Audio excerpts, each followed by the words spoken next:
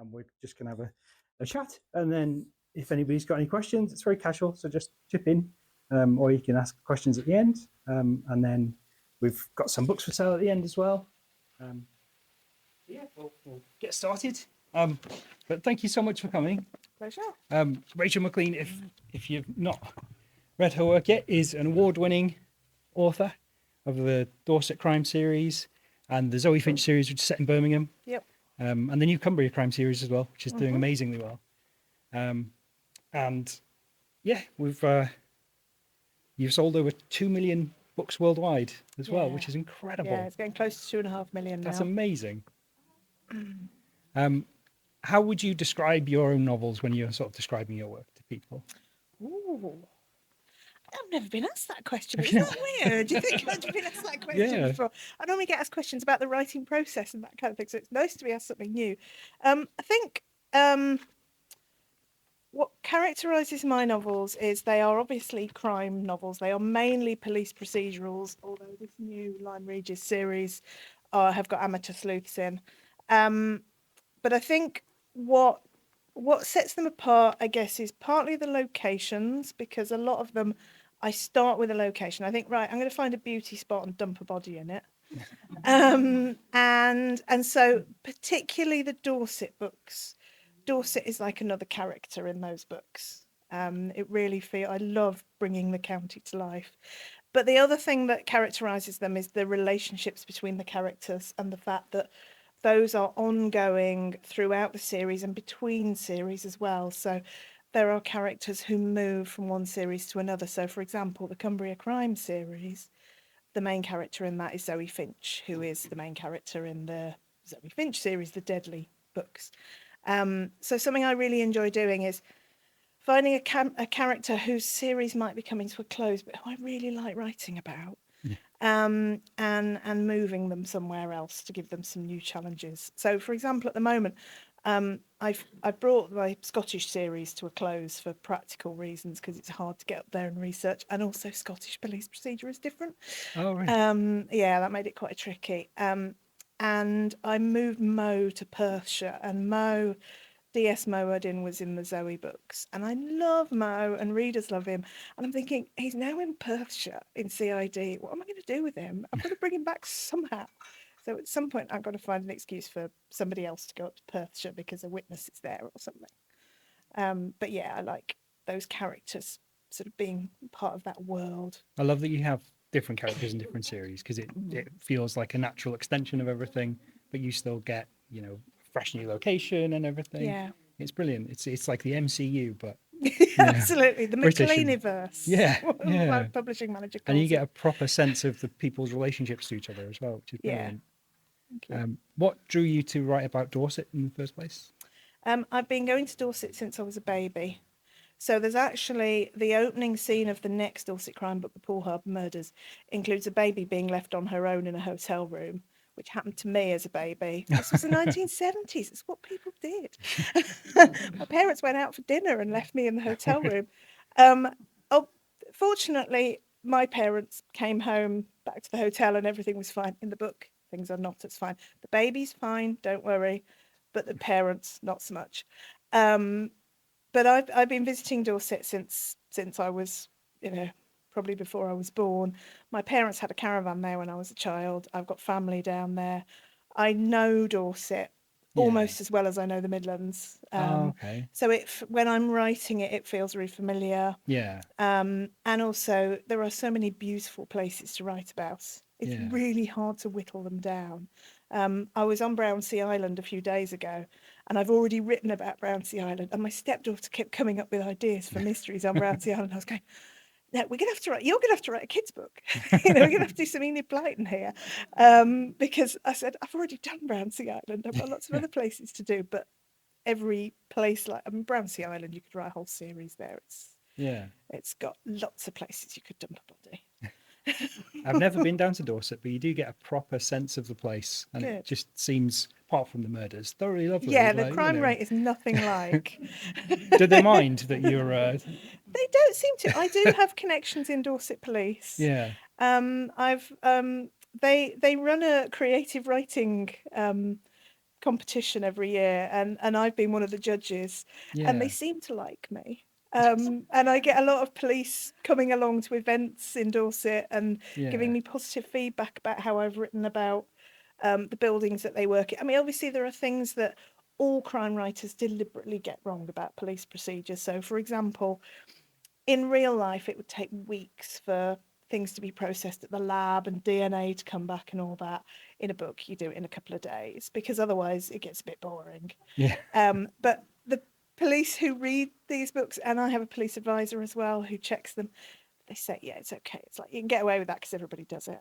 But there Right. are other things I'm quite careful about getting right. They don't mind if you just sort of speed it up a little bit. They don't, because the plot is important. And I do negotiate with Graham, my police advisor. So occasionally he'll Yeah. say to me, yeah, you can't really do this. And I'm like, yeah, but it's really important to the plot. So we have to try and work out a compromise, a way of Yeah. making something happen that enables them to solve the crime or some drama to happen, while not being too far removed from the reality of how the police work. Okay. Do you read other crime novels where they kind of are there certain novels where the police are just sort of sworn off them completely because they make them look Novels, like novels are pretty good. It's TV oh shows. really There are some TV. I cannot watch Silent Witness oh okay because pathologists don't even. I mean, again, this is something that all crime writers do. We have pathologists at crime scenes. I do have one pathologist who will say, I'm not supposed to go to a crime scene. But pathologists don't attend crime scenes these days. They just don't have the budget to send pathologists out, yeah let alone actually solve the crime and, get out of their lab doing all the stuff that, every time I watch it, I'm just going, no, I've got to turn this off. is it something you found tricky with your new series because you said they're not professional detectives? Is it tricky to get a regular person into that position where they're acting as a detective? What I've done with these, or what we've done, because it's co-written, is we've introduced a set of characters who are connected to Dorset Police. Oh So okay Annie, who is the main character, she was in the Fossil Beach Murders, if people have read that. She's Tina Abbott's mum, and Tina is one of the main detectives in the Dorset crime series, and she's one of my favourite characters to write. yeah So she is like their sort of tame copper who they find things out from. oh okay And there's always there's a police investigation going on in these books, but the amateur sleuths might have access to information that the police don't have. yeah In the case of this book, because they think one of their friends might have done it. yeah Um, she didn't. That's not a huge spoiler. But there are things they know and that they have seen that then disappear, that are not there for them to present to the police. So you have this sort of two parallel investigations going on where the yeah police are doing it properly and the swimming club are not doing it properly. And then they come together at the end. But Tina does get quite exasperated with her mum. So, Not just because of the mystery solving, but also because Annie is quite exasperating sometimes. is the new series more cozier It in is, that yeah, way? yeah. It's definitely got a cozier feel. There's more comedy in it, which is why I wrote it with Millie, who is actually two Birmingham-based authors, Heidi Goody and Ian Grant, but Oh, they really? write cozy mysteries together as Millie Ravensworth, and they are comic writers, and I knew that they could bring that tone in, Yeah. and then I could bring the police stuff in and the Dorset. Oh, brilliant. How have you found working with other authors? You've done it quite a few times now. Yeah, I've done it with them, and I've also done it with Joel Hames for the Cumbria books. I've been working with Joel for a long time because he's my editor for all of the other books. Oh, brilliant. So he doesn't edit the Cumbria books. Yeah. We've found another editor for those. So I knew that Joel and I would work well together, and I knew what our processes were. But I think the thing that's quite interesting is when you're writing with another author, it's finding a style that incorporates both of you. Yeah.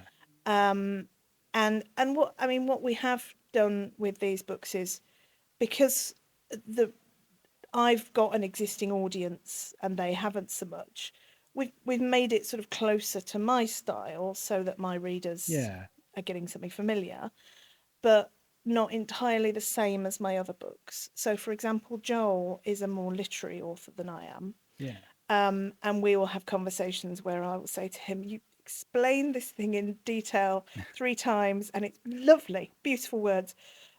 but I'm sorry, I'm going to need to delete it all because this is a crime novel. It's genre fiction. It's supposed to be fast paced, and he totally gets that. And he has learned to write in a slightly different style as we've gone through the series. Yeah.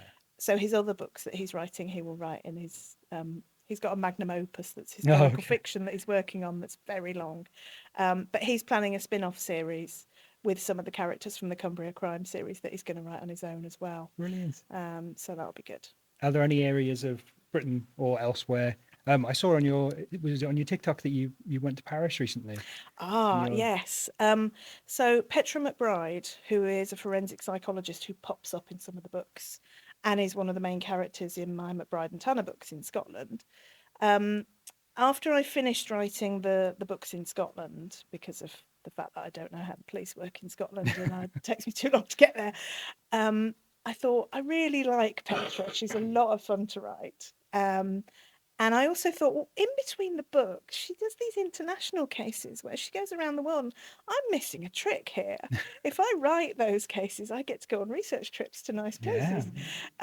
So she's going to have a series. The first book will probably come out in 2027, I think. It'll be a little while because there's lots of other books in the pipeline in the meantime. But she's going to have a series.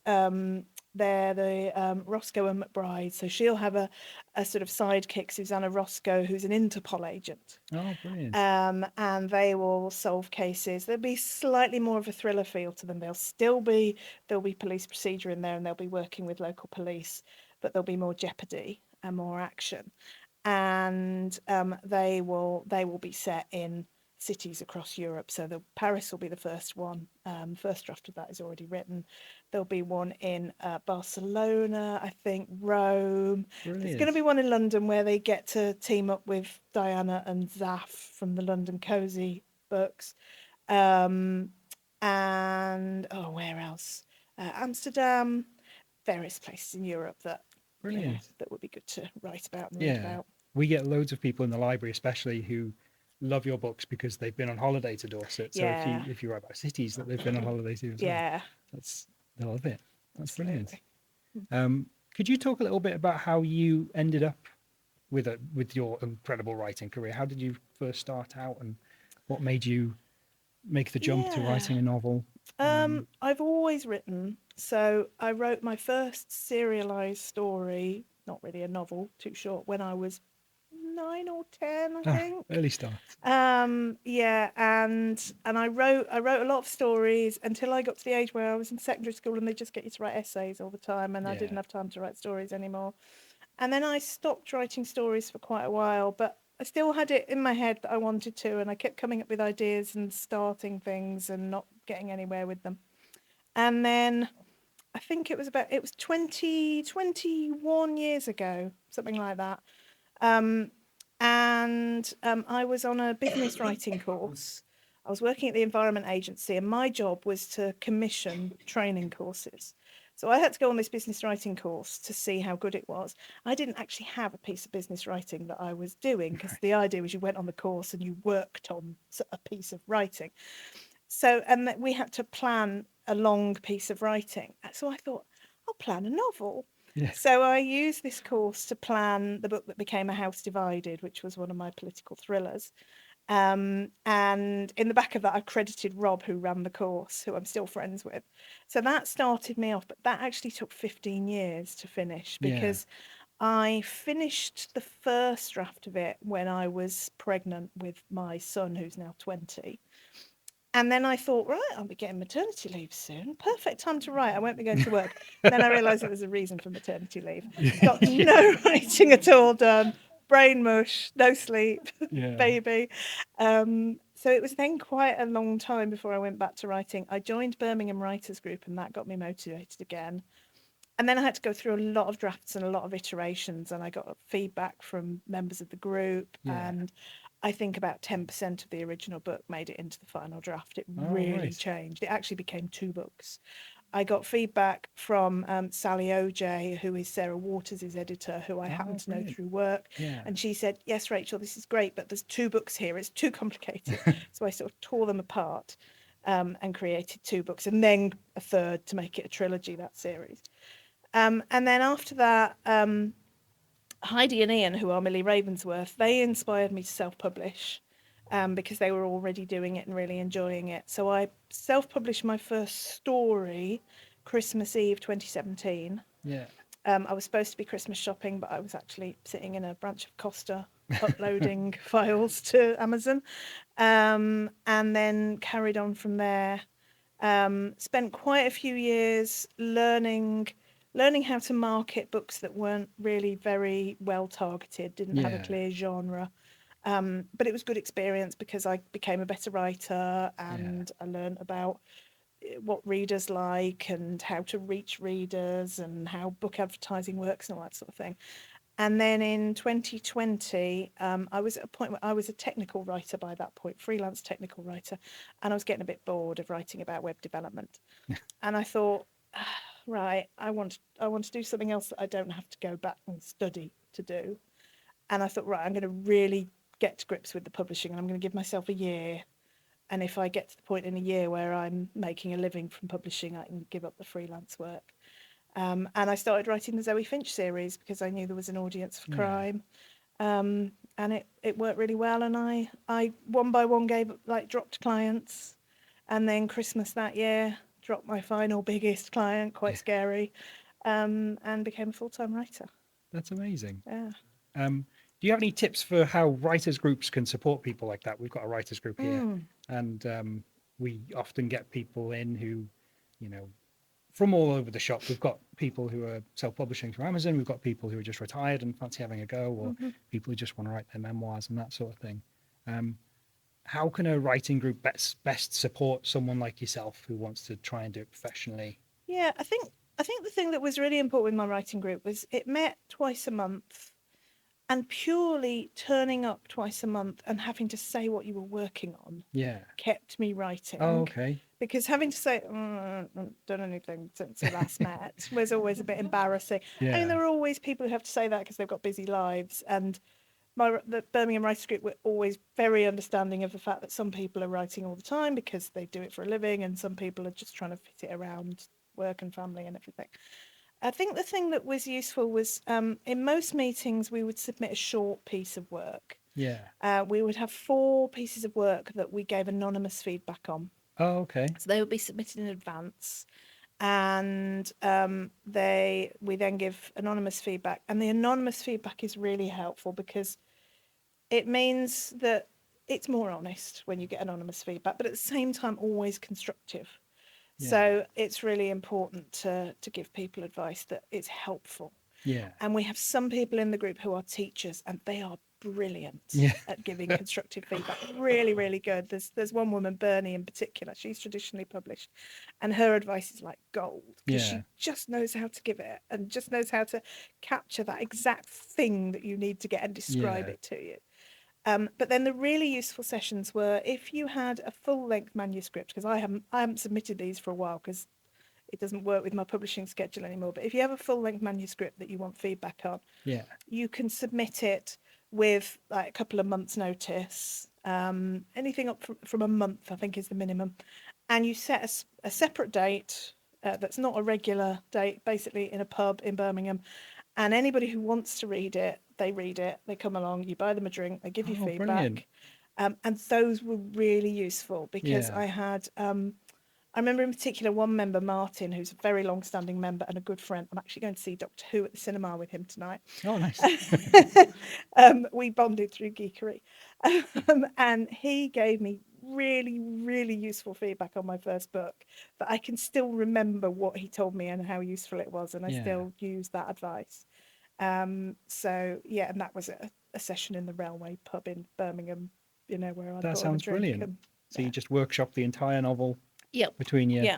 Some people will give you specific feedback on certain chapters, but the thing that's most useful is that you'll get feedback on the structure of the whole thing and whether it works as a story. Yeah. And the characters, whether their arc is working and that kind of thing. Because there's that cliche, isn't there, of people submitting to agents, I'm guilty of it myself, where your first 3 chapters are amazing and the rest is a bit of a mess. Yeah, and I think the interesting thing, and I think this is why genre fiction is really underrated and literary fiction is overrated, because it's easy to polish words. You can keep going back to them and make them more and more beautiful.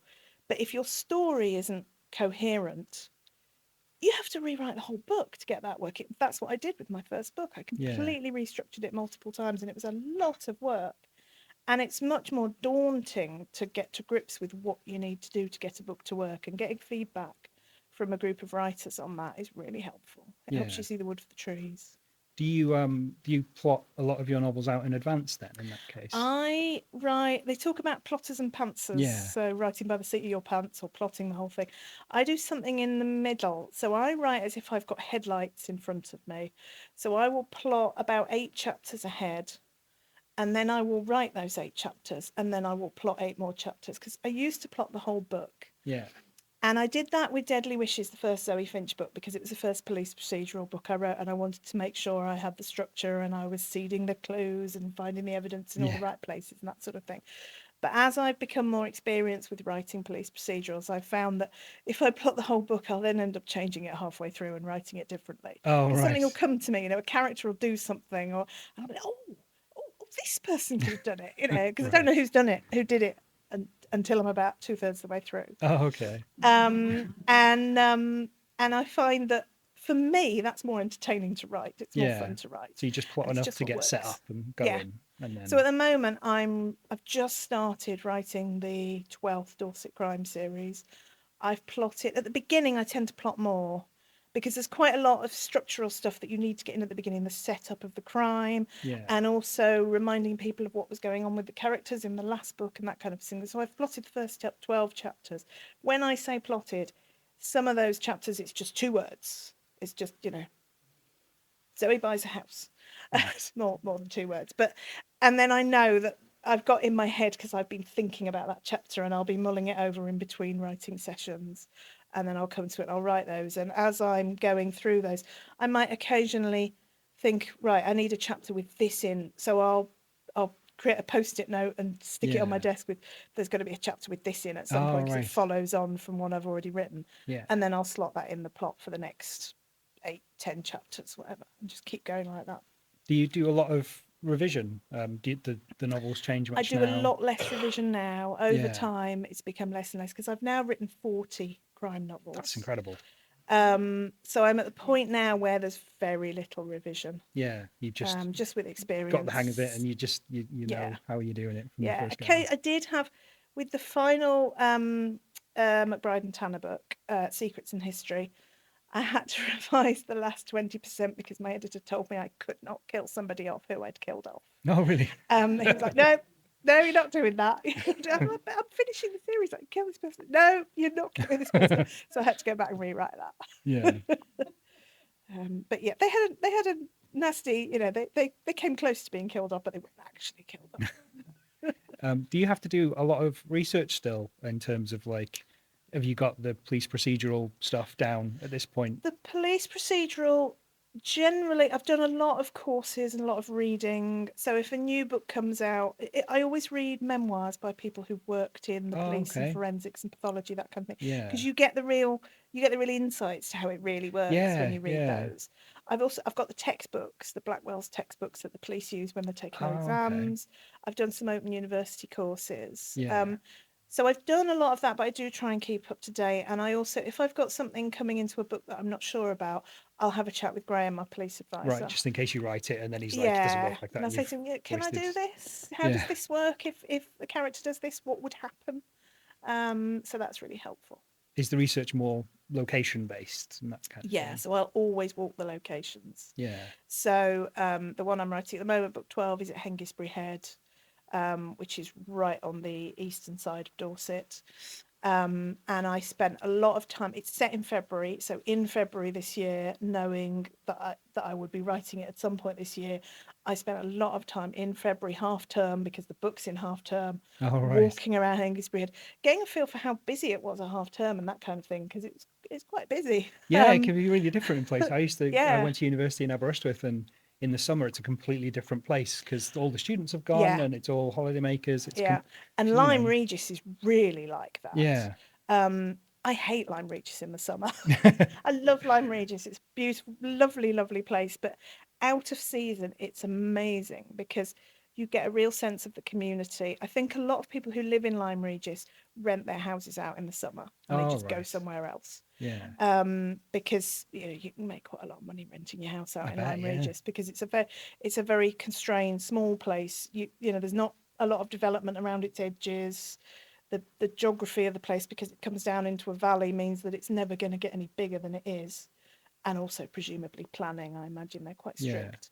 And so it means that the demand for those houses in the summer is really high. But if you go there in the winter or even spring or autumn, you sit on the beach and there's people bumping into each other and chatting to each other and Yeah. going for a swim together. And we went in May. I went with Heidi and Ian in May last year, and we went for a swim and we got chatting to some of the swimmers and found out about their groups. They're all in a group called the Blue Tits, and how it works and what their routine is and what sort of kit they use and all that kind of thing. And I then took up sea swimming in Southbourne because I've got a flat in Southbourne that I use when I'm down there, which is way the other end of Dorset near Hengistbury Head. But it's very different swimming in Southbourne because Bournemouth Beach is a big long stretch of beach, whereas Lyme Regis is a lovely sheltered bay and it's much safer to swim in. But yeah, Lyme Regis is a really good example of that. Yeah. Summer and Christmas in Lyme Regis is amazing. They make it so pretty. Are you quite well known down there now? Are people living in fear of turning up as a victim in one of your books? Probably, yeah. I do occasionally get recognised when I'm in Dorset, which Brilliant. is really weird. Must be lovely for them to have this brilliant series set around where they live and everything. I get a lot of people know. who say to me, because one of the things I really enjoy doing is people will be, the characters will be having lots of conversations when they're sitting in cars, getting from one place to another. They spend a lot of time on the A35, which is the road that goes across Dorset. And the A35 is infamous with people who live in Dorset. It's like the M6. It's the equivalent. They don't have motorways in Dorset, but they have a road that a lot of people use that gets really snarled up at places. And writing those scenes where people are sat in traffic outside Dorchester, I get people saying to me, "Yeah, that's my commute. I do that every day. I know that spot that you wrote about, that traffic jam about." Yeah.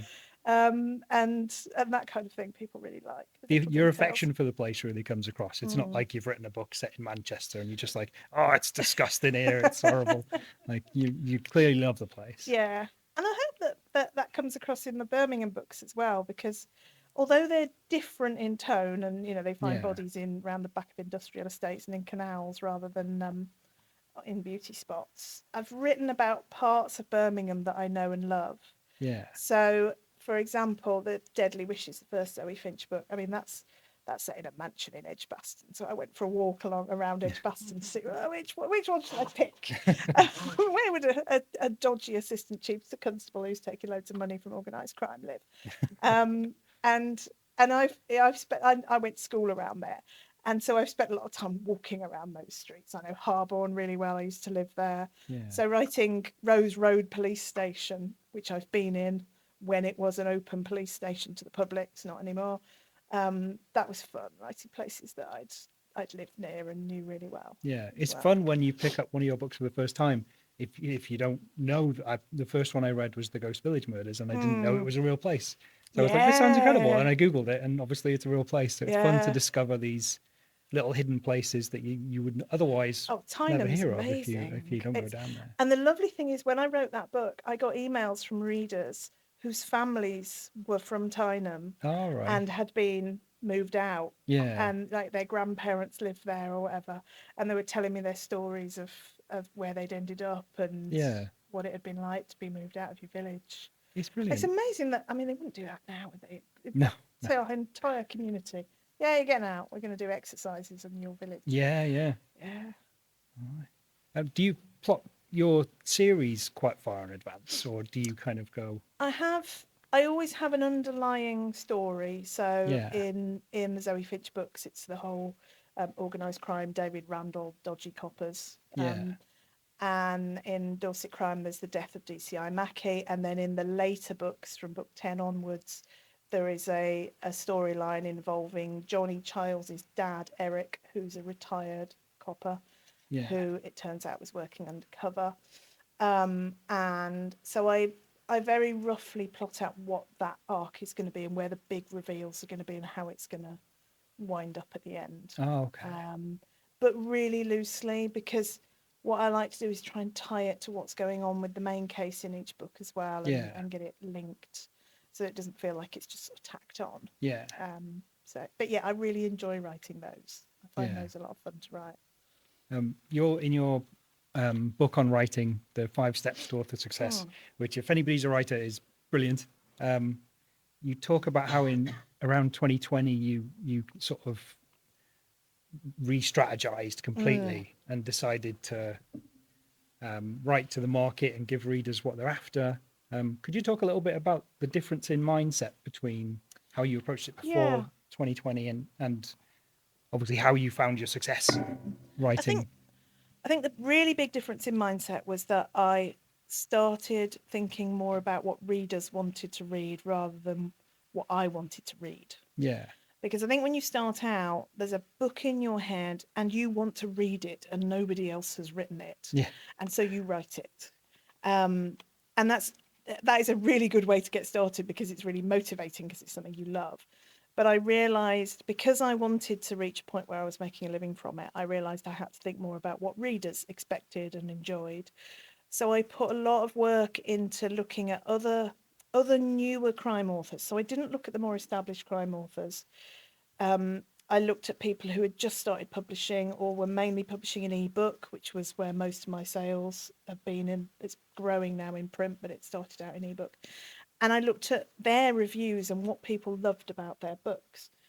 And I discovered that the big things were the characters and the locations. And actually, the crime in police procedural isn't really that important. And if you talk to J.D. Kirk, I'm sure he won't mind me saying this. His real name's Barry. I know him really well. He'll say to me, "Oh, yeah, there's a murder in there somewhere, but yeah, it's all about the characters," because his characters are really strong, and that's clearly what he loves writing.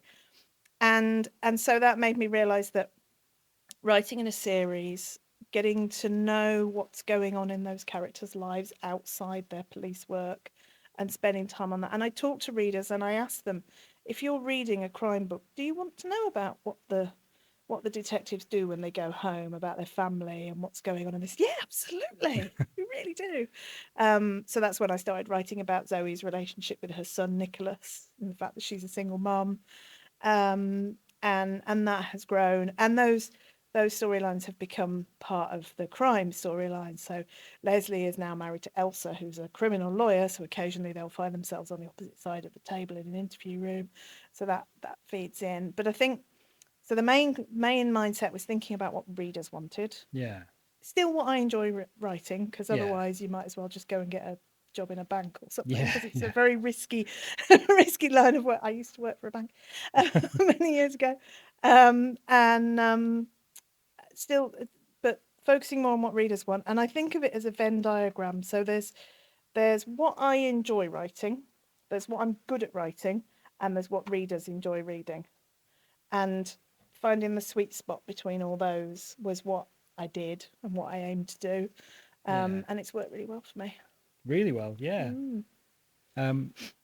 So I was going to ask, the decision to have a female lead detective is one that kind of helps you identify with the victims more and that sort of thing. It avoids a lot of the traps that you get, especially in a lot of American detective fiction, where there's the man whose only flaw is that he's too manly, that sort of thing. Oh, yes.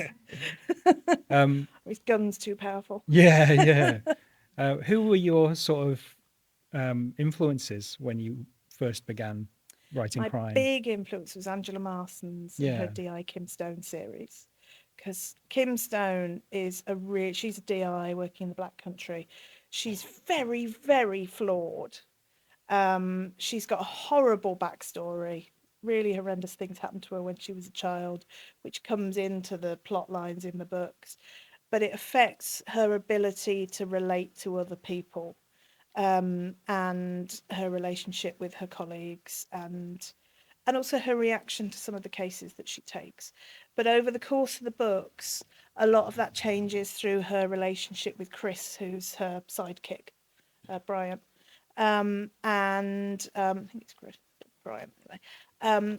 And I was very inspired by it, and also the fact they're in the Black Country. I'd love the idea of Zoe Finch and Kim Stone getting together sometime and Do you reckon, arguing about who should is who that should solve a case. is that a possibility?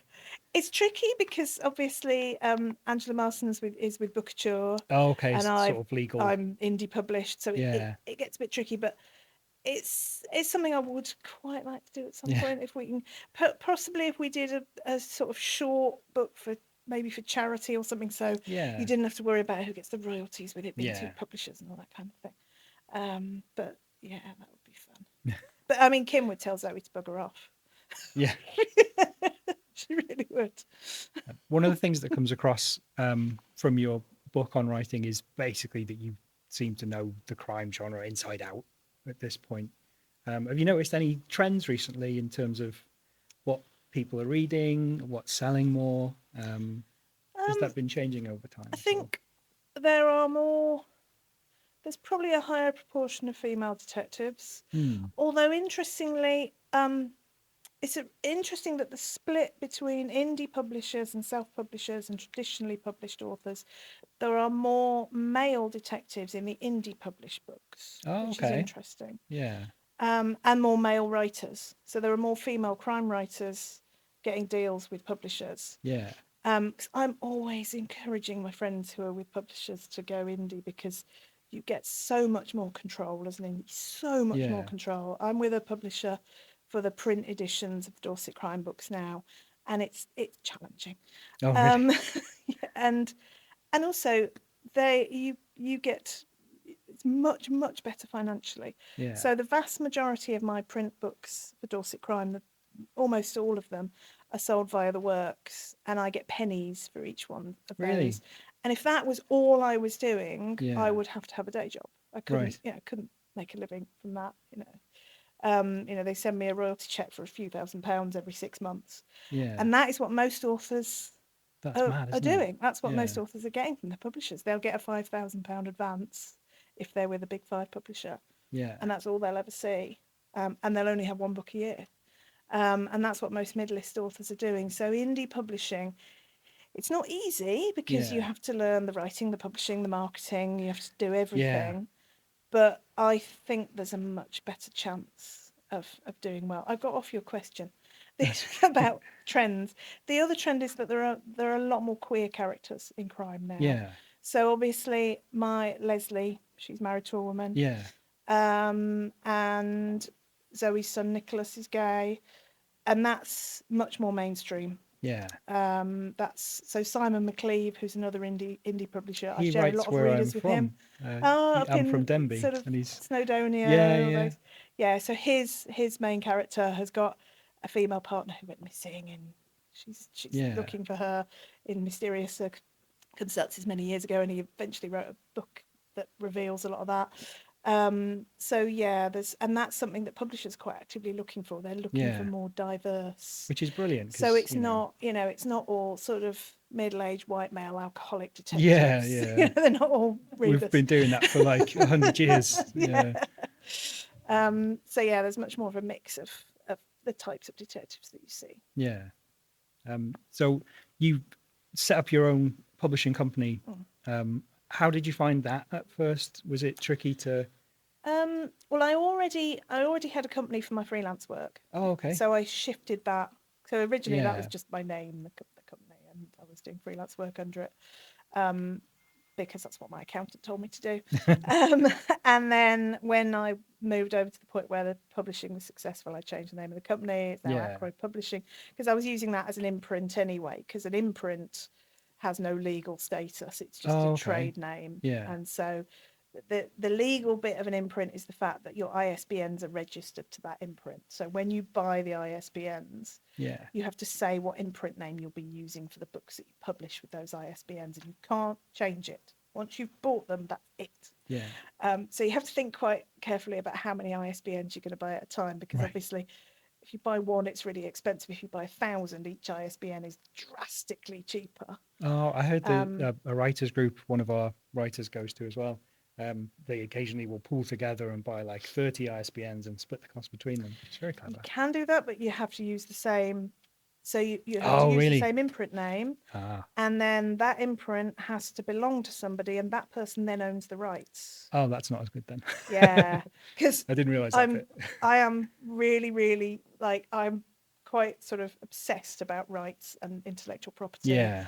And understanding how to manage my intellectual property. So I'm not a fan of Taylor Swift's music, but I'm a big fan of the way she does business. Oh, the way she Because re-recorded the whole everything. Taylor's version, my stepdaughter will not listen to anything that isn't Taylor's version. That's brilliant. Yeah. Absolutely. Occasionally, we're listening to Spotify and it'll come up with, turn it off, fast forward, find the Taylor's version.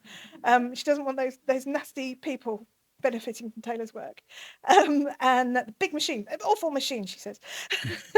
And so yeah, it's something that, and a lot of the time people sign publishing contracts for things that the publisher is never going to be able to use. Oh, okay. So the standard publishing contract is for a book in all its forms, Yeah. in all languages, in all territories, including forms that have not yet been invented.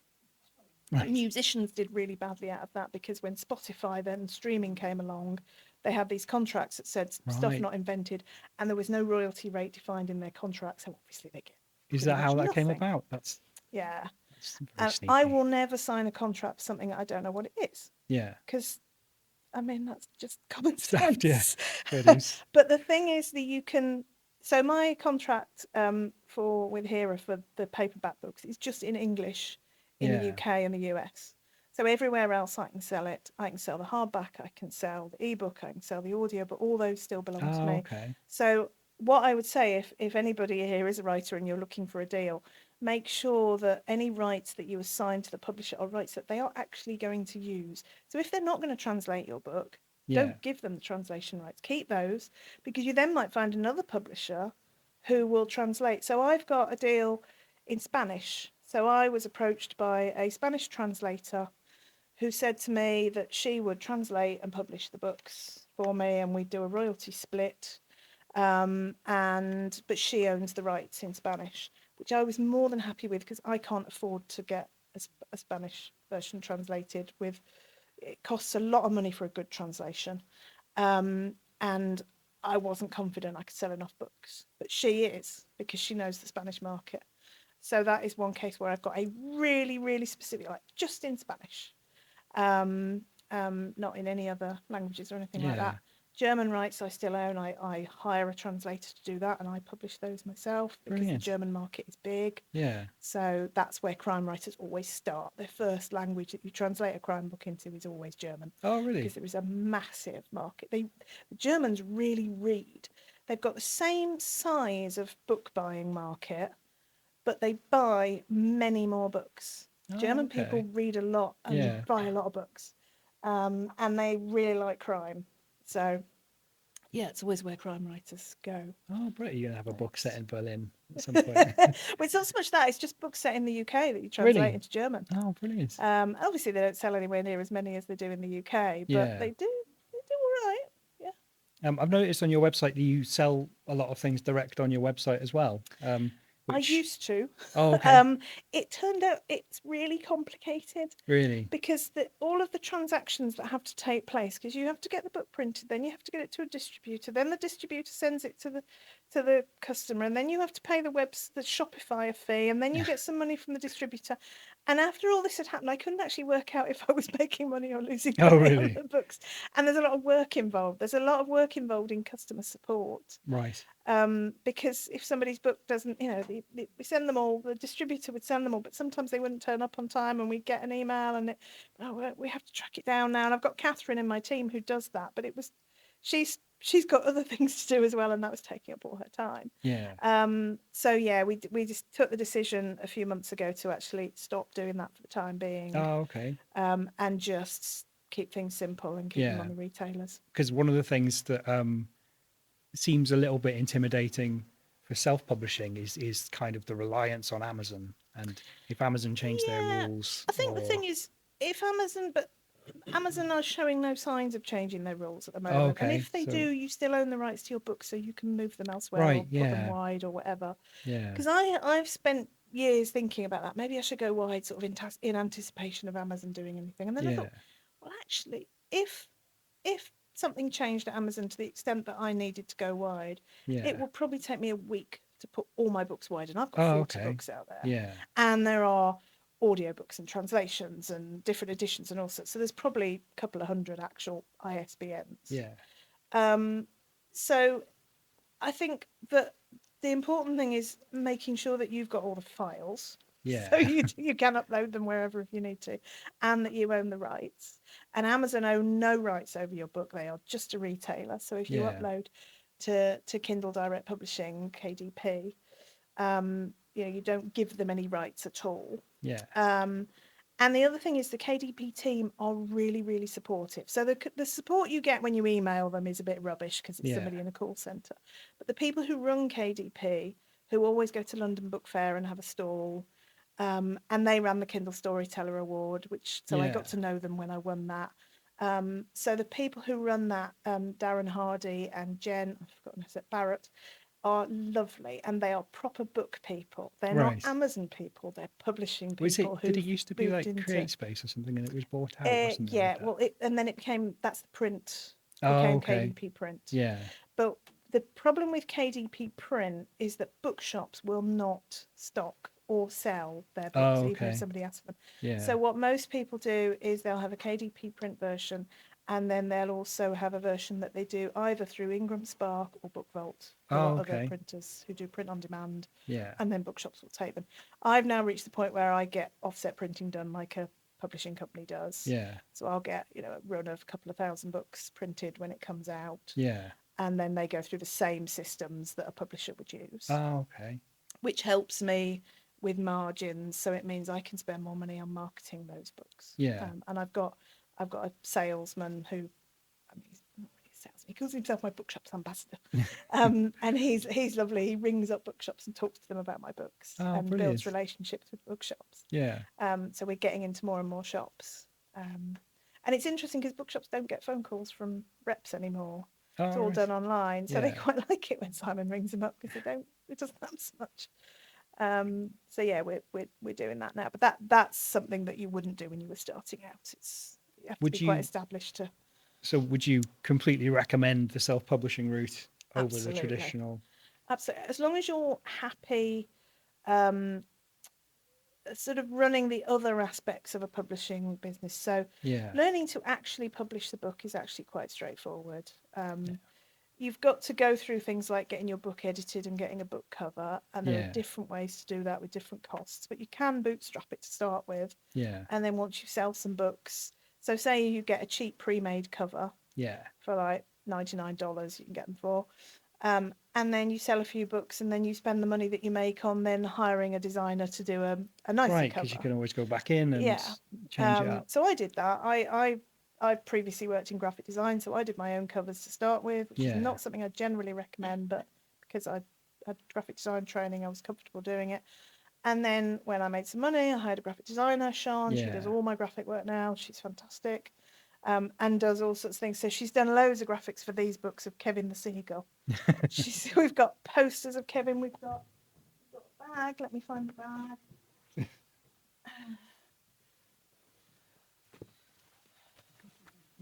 Wanted, Kevin the Seagull. He's a troublemaker. So she's done all this sort of artwork. Brilliant. But things like that, you can start out on a budget, Yeah. make a bit of money, then put it back in. Some people start out, they can't afford to get an editor, so they'll share editing skills with other writers, they'll edit each other's books. Oh, that's a great way of doing it. Yeah, it's a good way to start. I mean, it obviously does pay once you can afford it to pay an editor, because they will do. It makes such a difference having a good edit to your book. It's hugely, hugely beneficial, and having a good cover is important. And the thing about a cover is, it's not so much how attractive it is, which is what a lot of authors like. They go, I want it to be beautiful. It's how it's like a cereal box. It's packaging, and that makes it sound very unromantic. But a book cover is designed to tell the reader what to expect inside. Yeah. And you want two things out of that. The first one is quality. So if the book cover looks as if it was done professionally, people will think the book is written well and professionally and has been properly edited and won't have typos and all that kind of thing.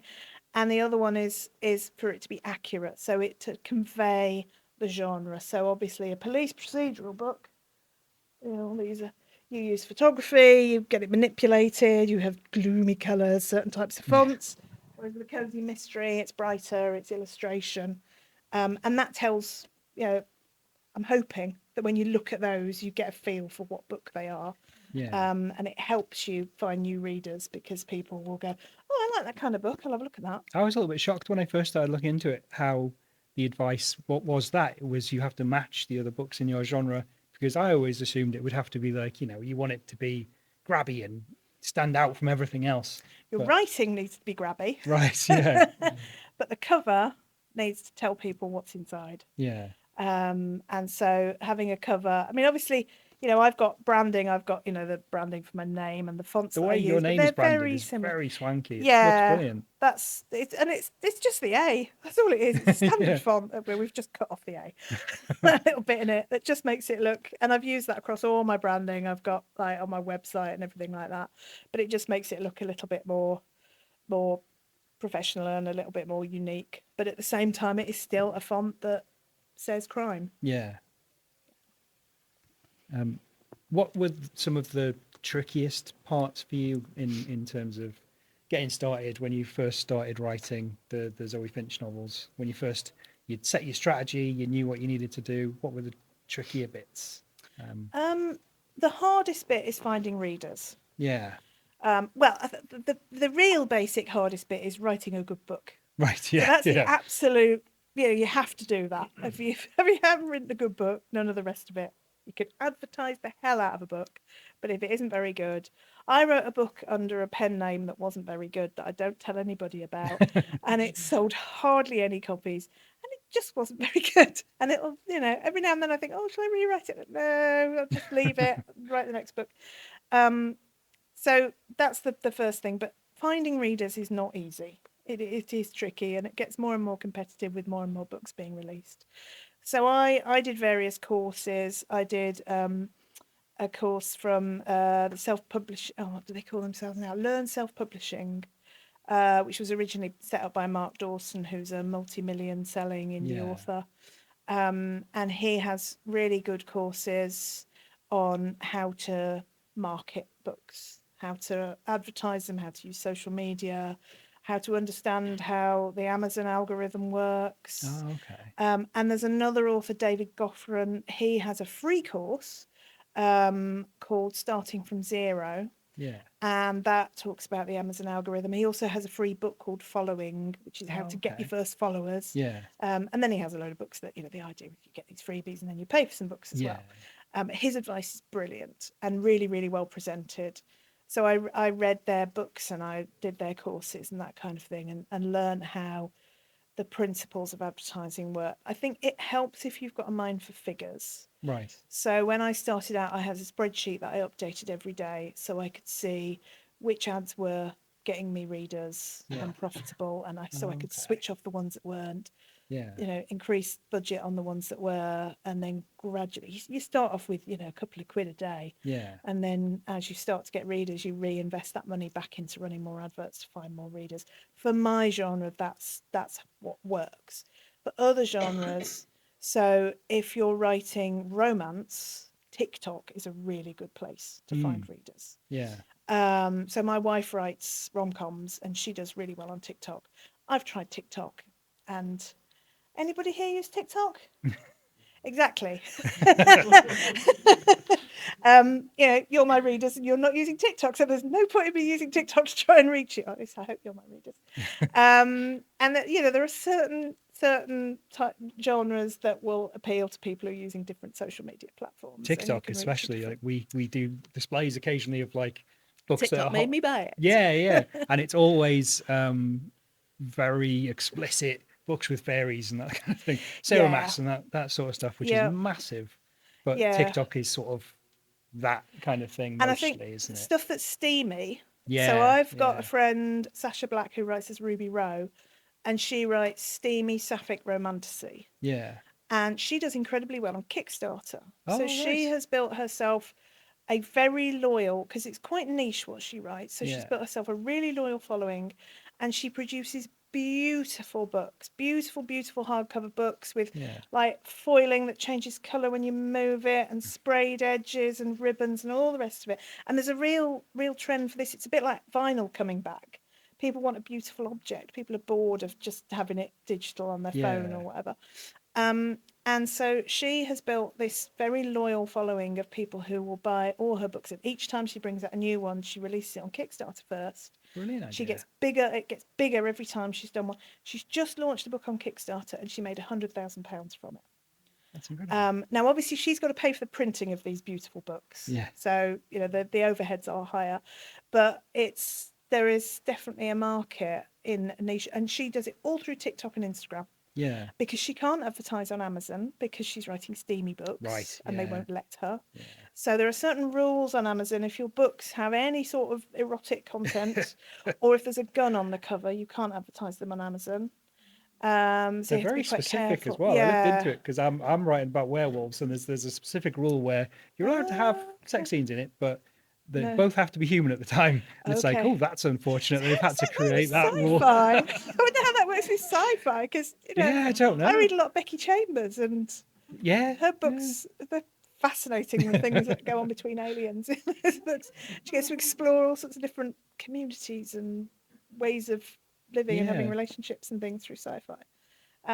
But yeah, there are places you can advertise that are less Yeah. restrictive. It's than very Amazon. genre specific as well, isn't it? Yeah. Because I imagine making beautiful versions of sort of hardback books wouldn't work as well for anything that isn't romantic. Yeah, I mean, I've got hardbacks of the Dorset crime books. Yeah. I should have brought one along, actually. I've got one sitting on my desk at the moment, and they are lovely. I commissioned a local artist, Maria Burns, who lives in Wareham in Yeah. Dorset, and she has done these lovely, custom drawn, illustrated covers, and they've got this lovely jacket with her artwork on, and then you open it up, and each book has the inner cloth casing. Each book it's a different color that corresponds, that coordinates with the outer jacket, and there's foiling, and there's a detail. So like there might be a squirrel on the front of the book, and then on the cloth bit there's a foiled squirrel. Things like that, and they're lovely, they're beautiful. But I mean, I sell about 100 of each of those. Yeah. It's really, really niche. But I produce those more for fun for myself in Yeah. a way. I thought if they can pay for the print, if I can just make back the printing cost on those, Yeah. it means I get these beautiful books made. And I love working with Maria as well, because her Yeah. process is great. She goes to the place, so it's like we'll have a conversation about the location in the book, the main crime scene, and she knows it, but like back of her hand. She's lived there all her life, so she'll say, "All right, okay, so I know this route to get there, and it'll always be somewhere I don't know." A way of getting it and a way of getting a different view, and she'll then say, right, I'm gonna do this, and I'm gonna go on this walk, and I'm gonna go and sit there, and I'm gonna do sketches and take lots of photos. And sometimes I go with her, and it's fascinating watching the way that she works and the way that she looks at the landscape and tries to, and obviously it's not realistic, it's not like a photo what you get. She'll pick details, and she'll add in a boat that wasn't really there, that kind of thing. But yeah, that's really enjoyable. I really like doing that. And the beauty of being indie is I get to work with her. Yeah. Whereas if I was with a publisher, I would have no involvement in that process whatsoever. Yeah, definitely. One of the things I've noticed watching interviews with traditionally published authors is they still have to do a lot of the marketing themselves anyway. Yep. So it's not as if you get a marketing team who will put you on the side of a bus and then you don't have to think about it. You still seem to have to do Absolutely. 90% of the... It's unless you're a big A-list author. Yeah. And getting to be a big A-list author is incredibly hard if you're not already a celebrity. Right. Yeah. That seems it's- to be much more prolific now with celebrities who are publishing books. Yeah, and I think because sometimes I get a bit miffed because there are some people who are quite clearly using ghostwriters. Yeah. And I have yeah. nothing against using ghostwriters, but I think people should be honest about it. I think if Yeah. somebody has a ghostwritten book, they should credit the person who actually wrote the book. Definitely. I saw an interview with what's his name? Anton Lebec, who obviously has loads of books out, and he was on this morning, and they were like, so how did you find writing this book? And he was like, I didn't write this book. I haven't got time to write Good a for book. him. I met a man in a pub, told him what it would be about, and he went off to his little shed and he wrote it for me. Yeah. So, fair play. Exactly. And I think but then you get people like Richard Osman, who clearly writes his own books. People Yeah. who are, I think, people who are comedy writers, they have spent years crafting how to write, Yeah. and they know, how to use language, how to get a reaction from what they write, and that kind of thing. Yeah. And people who are journalists, they are writers, so Yeah. it's The- believable. The SAS TV guys, maybe not so Yeah, much. exactly. But there seems to be a massive kind of the whole stigma of self-publishing seems to have gone away completely. Yeah, I think it's Especially you been can't- replaced by the stigma of using AI. Yes, yeah, There's a massive. I mean, in my experience, readers aren't bothered, but I use Yeah. AI to help me with editing. So I Yeah. get AI to do a first pass of spelling and punctuation, oh right, because it means I'll write the first draft and I Yeah. type fast, or I write by hand sometimes. I have a writing tablet that then transcribes it, and it doesn't do it perfectly. So I then just put it into a piece of software that Yeah. corrects the spelling and punctuation. Now, that's no different from doing that in Microsoft Word. It just does yeah, it better. the little paperclip fellow will do that for you. But there in are words. authors who would tell me that I am not now an author because I have used AI in my It's writing process. very militant, isn't it? I've seen on Yeah. Facebook groups if there's any hint of AI, even mention AI, people will. Oh, it's there's just a big pile on. And it used to be the same with indie publishing. Yeah, And I think a lot of it is people just trying to find a reason that somebody else shouldn't be successful because they're not successful. right, yeah, But the publishers don't care, because the publishers are doing exactly the same kind of thing as I am, because it means Yeah. that they get to save time and money. yeah.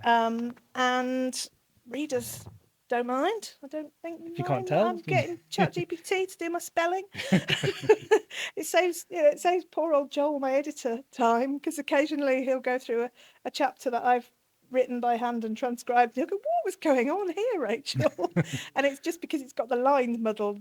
The transcription sometimes doesn't pick up line breaks, but ChatGPT does pick up those line breaks Yeah. much better than Word does. So yeah, I use it for that. We also use it for generating cover ideas to start Oh, with. okay. So I will generate, because I can't draw. Yeah. I've got an idea of what might be on a cover. So I'll generate some AI Yeah. images, send them to my cover designer, and then she'll play with those and come up with some concepts. And then we'll agree one. And then she will create Yeah. the artwork. So then she will go away and take the ideas that we've generated with AI and create it in Yeah. software. But it gives us a starting point. It gives us a visual way of communicating with each other. Yeah. But it's much more efficient than me trying to explain to her what's in my Of head. course, yeah. Yeah. It's amazing now how many tools there are that have kind of leveled everything up in terms of like through KDP. You can create a book that looks super professional. Yep. You can't tell the difference often between. Yeah, I mean, I use a you piece know. of software called Vellum, Oh, right. Yeah. which formats books. And you put a Word document in it, and it gives you a perfectly formatted book. Oh, And amazing. you have to check it, because sometimes you have to check that you don't end up with like hanging sentences going onto a page, but you can Yeah. set it to avoid that. But I always go through and check, or more accurately, Rebecca, who works with me, goes through and checks, because she coordinates all of the publishing. She makes sure all the files are correct and all that kind of thing. Sends things to proofreaders, all that. But it's brilliant. It takes about 10 minutes to do it. Yeah. And people used to hand code the formatting for ebooks. You would write them in HTML. Really? Oh man. When it first started, when the Kindle first came out, that's the only way to do it. So you had to learn HTML to be able to create an ebook. Things have moved on a bit mad. since Yeah. then. And I just wanted to ask, what's your kind of writing day like? Because you're incredibly prolific. It's insanely impressive. I think there was a couple of years there where you published 6 books in a year. Yeah. Which is amazing. Are you sort of writing quite far in advance of the actual releases? Yes. So the book I'm writing at the moment will come out in February, Yeah. which by traditional publishing standards is actually not far in advance at all. If you were with a big publisher, you'd be writing a book that would come out the following February. Oh, right. And that's because the book has to work its way through lots of departments and Yeah. processes and all sorts. It takes forever. It's quite frustrating. But as an indie, we have slowed things down now because of the way we print the books. That you have to have more lead-in time to get them into bookshops. Oh, okay. And also for getting advertising slots in the relevant magazines that go to bookshops and that kind of thing. Yeah. But generally, yeah, I'll be working on a book that's I'll be writing it about what's this, about 9 months before it's going to come out, which sometimes can be challenging. So if you're writing a Christmas book in March, Right. Yeah. trying to remember that it's Christmas when you're writing it. Occasionally when I'm editing, I have to go back, and I almost always, 2 of the Cumbria crime books, we didn't do this because they were set literally one after the other the next day the next book started, but generally the book is set when it comes out, because then I can remember. So when I'm referencing previous storylines, when they're having a conversation about whichever case they did in 2023 rather, I think, right, I know when they solved that case because I know what the publication date was. And that's basically when they solved the case. Yeah. And that just helps me remind it. And I think also for the reader, if you're writing a book where people are spending a lot of time outdoors and the location is really important, having the weather and the sea doing what it's doing at that time of year, you know, having that feel as it is when the reader's reading it, if they buy it when it comes out, is probably a positive That's thing. brilliant.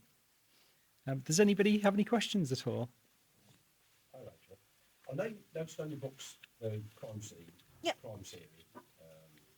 novels, you've got a place you used, but on the Deadly Wishes, it's a picture, but it just says Deadly Wishes. I know it's in Birmingham, but... Well, those books are all deadly something. Oh, like... Yeah, because to be honest, the murder in the canal around the back of Broad Street isn't that good a title. It's not as evocative as the Corfe Castle murders. Back of Rackhams, that'd be good, wouldn't it? Back of Rackhams. only a certain number of people would get that. Yeah, you know, the second one will be The Cage, and the third one will be Pigeon Park. But no, those ones I didn't name those after the locations because the locations weren't as evocative. But Corfe Castle, it was like, Corfe Castle, Digbeth murders. Yeah, and actually, I mean, it's only the Dorset ones that are named after the locations. So, well, the Cumbria ones are to some extent, but they're much more generic. So, the wood, that is set in a wood, Elterwater. And that partly because some of the locations in Cumbria have got really long names, and trying to fit them on a cover would be tricky. And also because we want to change things up a bit. Yeah. You've obviously come to this career later in life. So what I wanted to know was there anyone at school that you were taught by, that any teacher in any subject that sort of put you on that sort of creative track? I did in primary school when I was writing serialised stories. I had a teacher who really encouraged that. We would have creative writing sessions, and he was really enthusiastic about me continuing a story over a whole term, you know, writing one every week, a chapter every week, instead of writing individual stories each time. So I think that probably helped. I wouldn't say I was drastically influenced by a teacher. There's one author, I'm trying to think who it was, who was really influenced by a teacher who told him, it might be somebody like, I don't think it is Ian Rankin.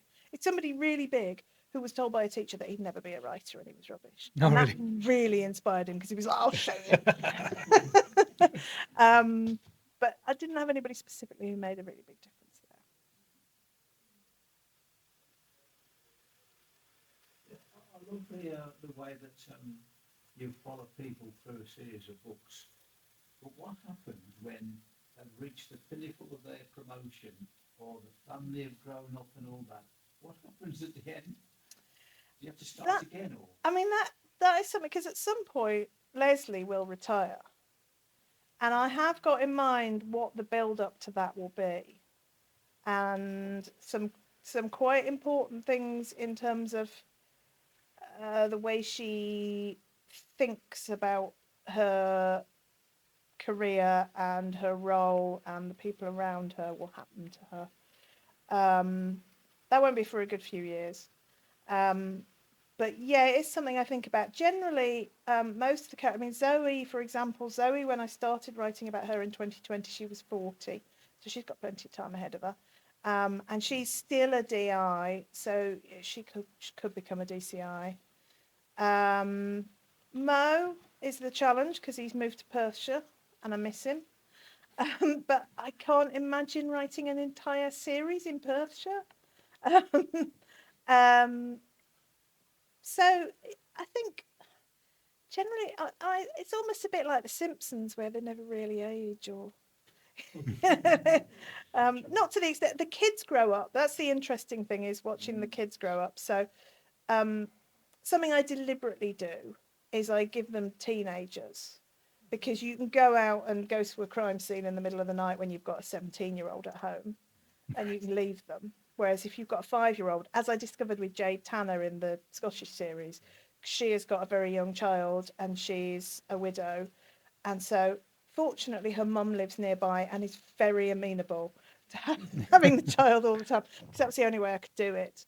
But I did realise that it was starting to get a little bit contrived, constantly having her mum looking after her son. But Leslie and Zoe's kids are growing up, and they are actually both going to be, he's doing postgrad at Exeter and Sharon's doing undergrad at Exeter, so they're going to become friends. There won't be any stories about that or anything, but it's sort of a little connection between them. And obviously I had Nicholas going to university in Stirling, where Mo was living, and Mo became like his substitute dad when he was up there, and he'd go there for food and to get his washing done and that kind of thing. But Nicholas's relationship with Mo was something I really enjoyed writing, because Mo had been Zoe's best friend since before she got pregnant with Nicholas. Nicholas's dad wasn't in the picture. He was a thoroughly unpleasant man, and Mo helped to bring Nicholas up in some ways. He was a sort of father figure in his life. So the fact that that continues when Nicholas grows up is quite nice. It also helps with writing kids that age, because my son's at university, so I sort of base it on him a bit. My son isn't as good at keeping in touch with me as Nicholas is with Zoe. I get occasional, yeah, on WhatsApp. How are you? Fine. Do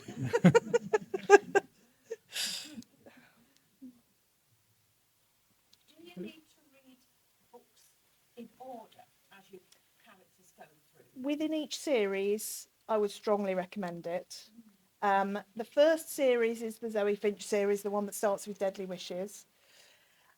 I think it helps to read that series first, but a lot of people read the Dorset crime books first. Most people come to my books through the Corfe Castle Murders. That's the one that's had by far the most sales and is the most well known.